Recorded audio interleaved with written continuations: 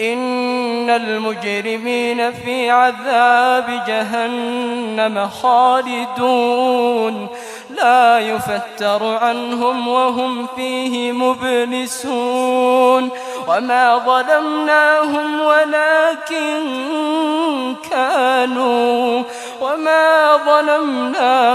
ولكن كانوا هم الظالمين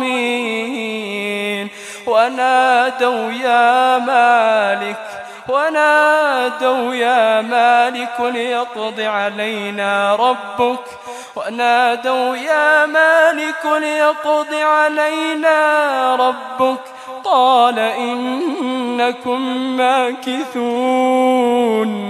قال إنكم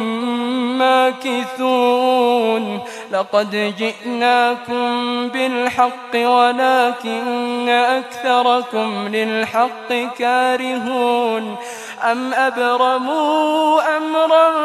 فإنا مبرمون أم يحسبون أنا لا نسمع سرهم ونجواهم بلى ورسلنا لديهم يكتبون